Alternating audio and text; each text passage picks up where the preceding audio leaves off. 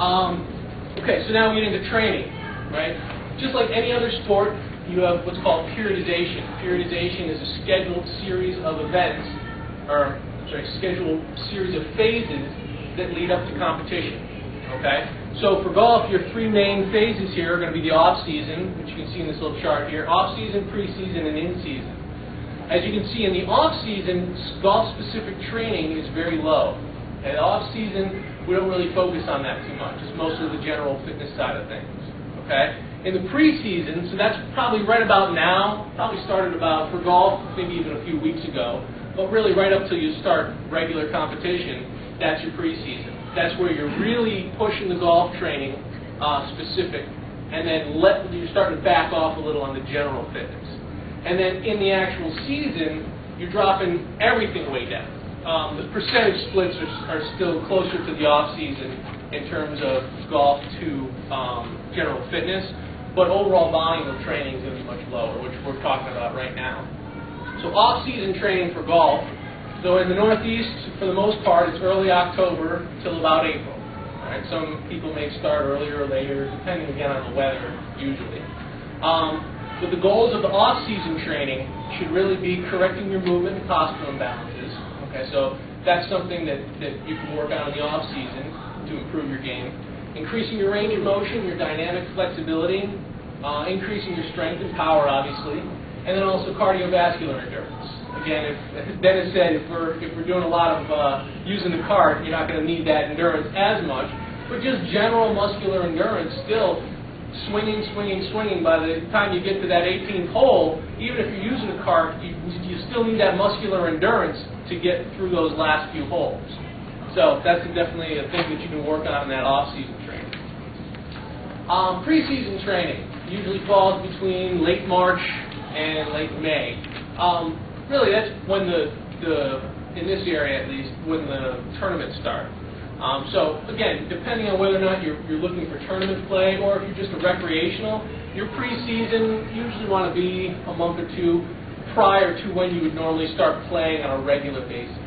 Now, if you're not playing weekly or on a regular basis, you can continue your pre-season training in terms of the golf-specific training further into your season.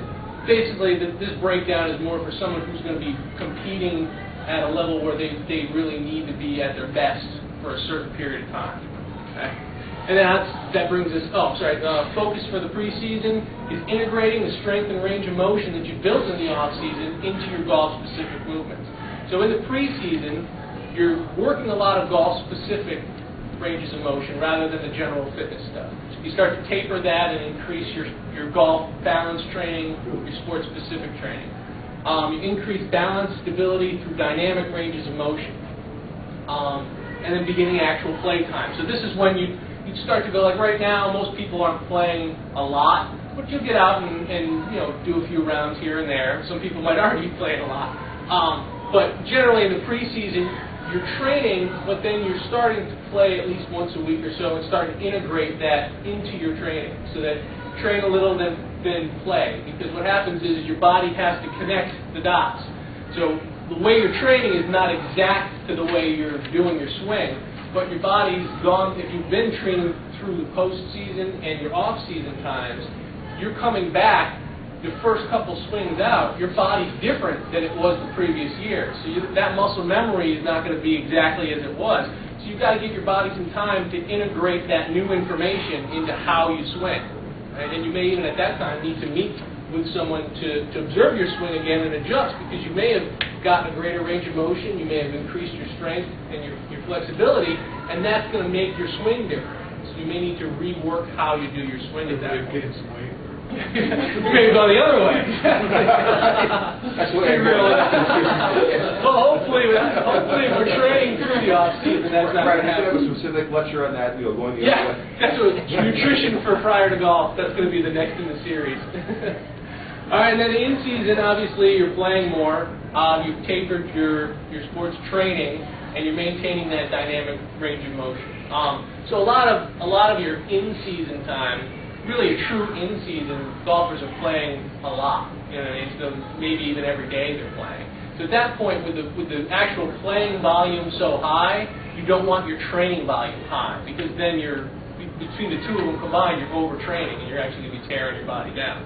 So again, for some of us, it's still, even in season, we're still only getting out once, twice a month sometimes. We can continue to train at a higher level if you're not going into like a full competitive tournament mode. Some people might not ever reach the in-season phase. But if you do and you are playing a lot, it's just important to increase the general fitness training and just overall taper the amount of volume in the gym. So if you're playing 3 times a week, you're not going to be training 3 times a week. You're probably going to be training once a week. Right? But in the off season, you're going to want to train 3-4 times a week because you're not playing at all. So it's not going to affect your game to be a little sore, from your previous day's training. That's why we do our heavy work in the off season with the most time to recover. Does that all make sense?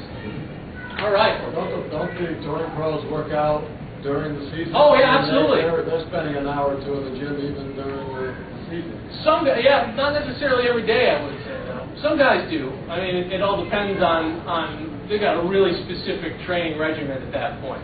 But for the most people, you don't want to really be overdoing it if you're not used to that level. Yeah. Well, professional athletes are on a different level than the rest of us for the most part.